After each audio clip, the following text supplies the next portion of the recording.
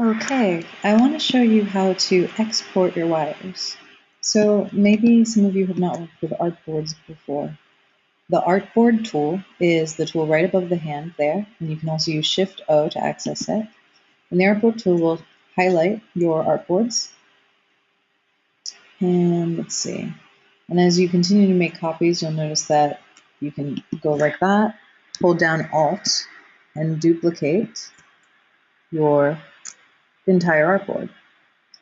You can also do it so the content is not highlighted and it just duplicates the artboard as well. So I'm going to undo that. And since I've already got this one selected, and then up there, and then I've got some extra artboard space, so I can crop the artboard so it's snug against my, so it's flush, I'll say, against my artwork. I'm going to just do that again. So you're just going to take it up the middle and just drag it up, and then there you go. And now it's complete. And that is all you have to do to crop your artboard. Same thing if my art is a little bit longer and I wanted to create some more room, I could make this a longer page just by doing this. And dragging my, and then perhaps adding, if I had to add more content here on the bottom. So I'll undo that real quick. There you go. So you might be wondering, how am I going to export my artboards? Well, I will tell you. You're going to go to File, you can go down to Export, and I have a folder on my desktop that this is a before completed, so I'm going to go into Wires Before, open that up, and this is our folder structure. Our folder structure is going to say unannotated, annotated, and my landing page link. So as you see here, it starts on PNG. I'm going to say use artboards, all. There we go from that. Or you can say range 1 through 7, etc., depending on how big your project ends up. I want JPEGs instead of PNGs. And I'm going to, let's see.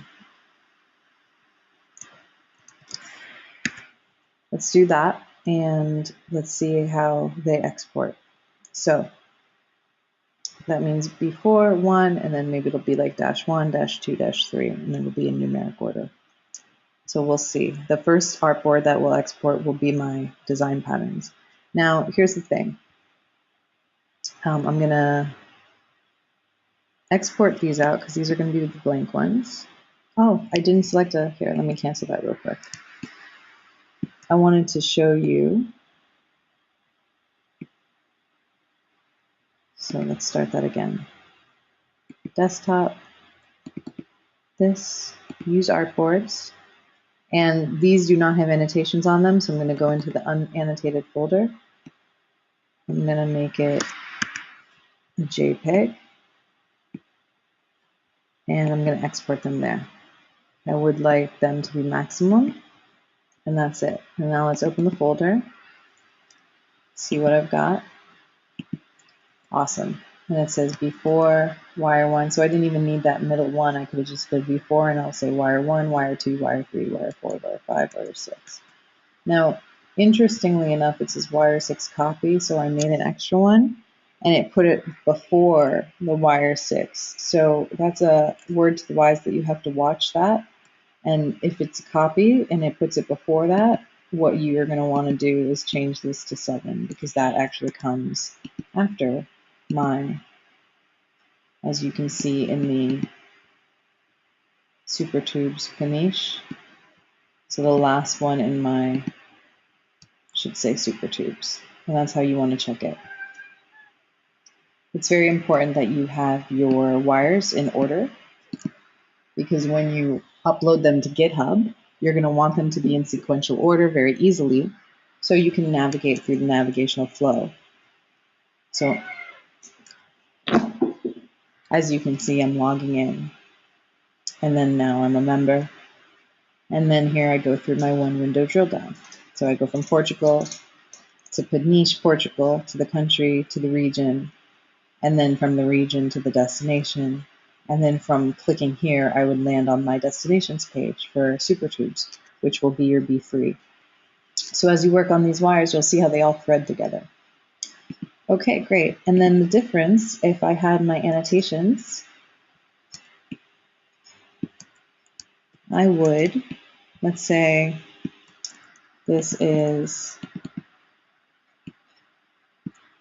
my first, I think is escape hatch for B4. So let's see, where would my escape hatch be? So say I have my escape hatch there, and then put that right there. Oops. I have to make sure my annotations is above my artwork.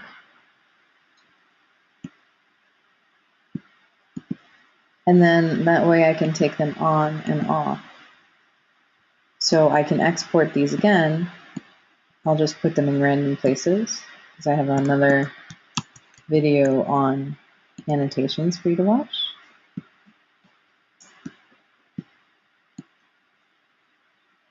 Put them like that, and that's my annotated wire. Now I'll export them a second time. And I have to make all of those selections again. So back to desktop, back to JPEG is still there. We're just going to say B4. I'm going to make sure I go into my annotated folder, not my unannotated, but my annotated folder. So in my annotated folder, I'm going to use Artboards.